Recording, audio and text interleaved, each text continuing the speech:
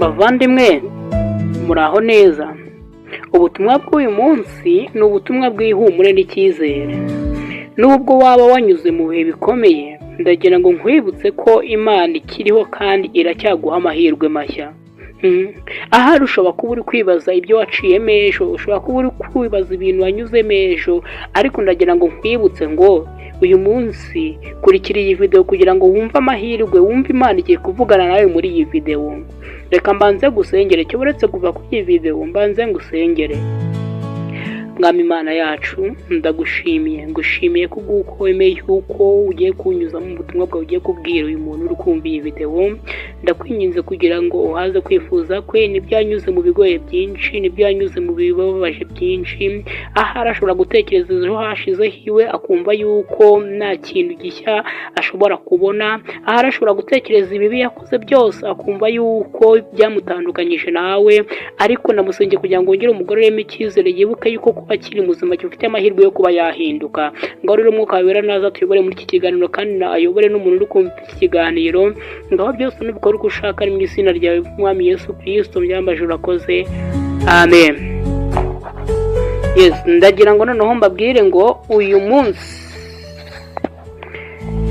tugiye kuvuga kuri ubu butumwa bukwinginga buvuga ngo Imana iracyaguha amahirwe mashya, kuko hano Bibiliya iratubwira ngo imbabazi z'Uwiteka ntizigira iherezo, ni nshya buri gitondo, ubushobozi bwe ndetse ni bwinshi. Uwiteka ushaka kureba iri jambo ahantu riri neza, fata Bibiliya yawe urambure mu gitabo cy'amaganya ya Yeremiya, urahita uhasanga iri jambo mu bice bitatu, umurongo wa 22 ndetse n'uwa 23. Ijambo ry'Imana riduhamiriza ko buri gitondo ari umwanya mushya, amahirwe mashya yo kongera gutangira. Ubundi niba uyu munsi wabyutse mu gitondo, cyangwa se buri gitondo n'ujya ubona ubyutse ukabona uri muzima, ujya ubanza uvuge ngo aya ni amahirwe mashya yo kuba nakongera ngatangira, yo kuba nahindura inzira mbi nagendeyemo zose, uyu munsi nkaba nagerageza kugendera mu nzira nziza.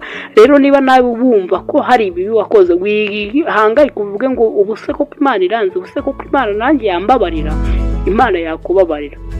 Ese waba warakoze amakosa mu mibereho yawe? Ese waba waracumuye cyangwa ukaba wumva ko wahemukiye Imana?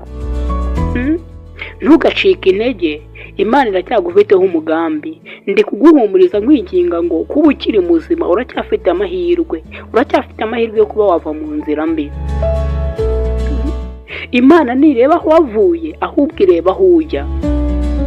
Muri Yesaya igice cya 43 umurongo wa 18 n'uwa 19 niho havuga ngo nimukarebe cyangwa se nimukibuka ibyahise, kandi nimugatekereze iby'umubande, dore ndimo gukora ikintu gishya, none kimaze gutangira, nimukimenya cyangwa se nimwari mwabimenya.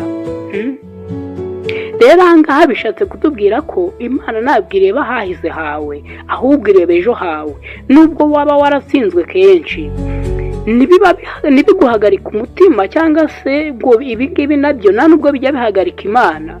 Imana ishobora kuguha indi nzira, amahirwe yo guhinduka, amahirwe yo kugera ku byo wifuzaga. Uyu munsi rero ndi kukubwira isezerano ry'imbabazi Imana igiye kugirana nawe. Isezerano ry'imbabazi turarisanga muri Yohana wa mbere, cyangwa se mu rwandiko rwa mbere rwanditswe na Yohana igice cya 1 umurongo wa 9, no handitse ngo nidusubiza ibyaha byacu niyo twaba twarahubutse, Imana niyo kwizerwa kandi ikiranuka, izatubabarira ibyaha byacu byose kandi izatweza gukiranirwa kose.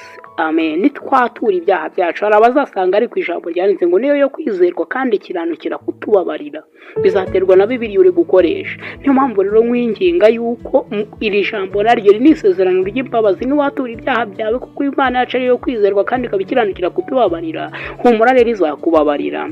Ubu nibwo butumwa bwiza, nta cyaha kinini kirusha imbabazi z'Imana. Reka mbiguhamirize muri aka kanya, aya masaha uri kurebera iyi video, ongera wibuke ko mu mutima wawe icyaha cyose wakoze, icyaha cyose wakora, nta cyaha cyaruta imbabazi z'Imana. Wowe icyo ushinzwe aka kanya cyangwa se icyo Kristo ari kukubwira, Kristo ari kukubwira ngo garukira aho ngaho, garuka, Imana iracyagufitiye andi mahirwe mashya. Yesu Kristo yapfuye ku musaraba kugira ngo tubone amahirwe yo kubabarirwa ndetse no kongera kubaho mu bundi buzima bushya, tukabaho ubuzima bwiza butarimo umubabaro. Ntabwo ari nyuma y'igihe. Ndagira ngo nkwibutse ko kuba aka kanya ubonye iyi video aka kanya, iki ntabwo ari nyuma y'igihe, ntabwo ari nyuma y'igihe pe.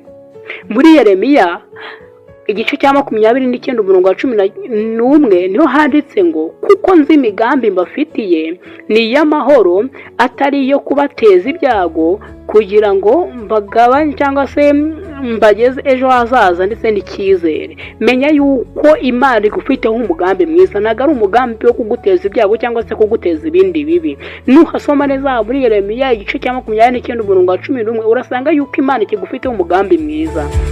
Ijambo ry'Imana nakubwira uyu munsi, ntacyo utakaza imbere y'Imana, mbese ntacyo watakaje kuba uri imbere y'Imana aka kanya, kuba wemeye gukurikira video ukaba ugejeje kuri uyu munota ukiyikurikiye. Icyo ukeneye ni ugufungura umutima wawe ukemera ko Imana iguha amahirwe mashya. Ngaho rero nuze nawe wakire amahirwe mashya. Ndagira ngo nkubwire, nubwo abantu bakwibutsa ahahishe hawe cyangwa se bakakwibutsa ibyo wanyuzemo byose, Imana ikwibutsa ejo hawe. Imana iracyaguha amahirwe yo guhinduka, yo kongera gukoresha ndetse no kongera gukunda. Ese witeguye guhinduka uyu munsi? Ndakwinginze uyu munsi fata akanya usenge, egera Yesu cyangwa se umwegereze ubuzima bwawe, wemera amahirwe mashya y'Imana uyu munsi uhawe. Ndi kubona rero aka kanya, ndakwinginze we wakurikiye iyi video rero, ndagira ngo nkwinginge yuko cyangwa se nkubwire ngo amahirwe wowe uracyayafite, kandi nta kintu na kimwe kizagukura ku mahirwe y'Imana, kuko byose Imana niyo ibifitemo uruhare. Uwiteka agira neza kumwiringira wese, ku mutima wese umushaka. Amaganya ya Yeremiya naho ku gice cya 25. Ndabizi ibyo nibwira kubagirira ni ibyiza, cyangwa se nzi ibyo nibwira kubagirira ni ibyiza si bibi. Yeremiya 29 n'ubundi umurongo wa 11, ibyo Uwiteka yibwira kukugirira ntabwo ari ibibi, ntabwo ari ibibi pe. Niyo mpamvu nkwinginga kugira ngo aka kanya rero nuce bugufi, ndagusaba uyu munsi aho uri hose, fata umwanya uvuga uti, Mana yanjye ndashaka amahirwe mashya ava kuri wowe. Nawe uzabona ko Uwiteka ari Imana y'urukundo, Imana y'imbabazi, kandi ko nta gihe biba bitinze gutangira bushya, kuko gutangira igihe cyose ukiri muzima pe. Uracyari umukandida, cyakoze reka nkubwire iyi nkuru ntabwo nayiguhisha. Mu gihe ukiri muzima uracyari umukandida ukuba wabona ubugingo buhoraho ndetse no kuba warimbuka. Rero fatiraho, kuko Imana yagushyize imbere inzira y'ikibi n'iyikiza. Fatiraho uvuge ngo Mana, uyu munsi nanjye nemeye guhinduka, ntangiye ubuzima bushya, nshaka ubuzima bushya. Ubwo rero uyu munsi ndabashimiye mwebwe mwabanye nanjye. Reka nsoze iyi video mbasengera mvuga ngo Mwami Imana yacu, wowe wabanye natwe muri iyi video, gushimiye kubwa uyu muntu ugeze kuri uyu munota akiri gukurikira ubutumwa bwawe, akiri kumva icyo umushakaho. Ndakwinginza cyane kugira ngo umuhe amahirwe mashya uyu munsi yo kongera gutangira, yongere guhinduka, yongere gukizwa, yongere kwakira ubundi buzima bushyashya, yongere Uwiteka agira icyizere ndetse n'ibyiringiro by'uko nubwo yaba yarageze kure hashoboka, ariko hari aho wamukura kandi akongera agatangira gushyaka kubaha. Ngaho rero aka kanya nubane natwe, buri wese akurikiye iyi video umuhe umugisha. Ndakwinginze cyane kugira ngo utabwe umugisha kuri buri wese wabashije gukurikira iyi video. Ibyo byose Uwiteka ubyeze ubitunganye, ibyo akwifuzaho byiza ubimuhe mu izina rya Yesu, amen. Murakoze cyane rero kuba mwumvisha ubutumwa. Niba buguhumurije, ni mu busangiza abandi cyangwa se ubusangiza abandi, kugira ngo nabo batazacikanwa n'amahirwe mashya Imana iduhaye uyu munsi.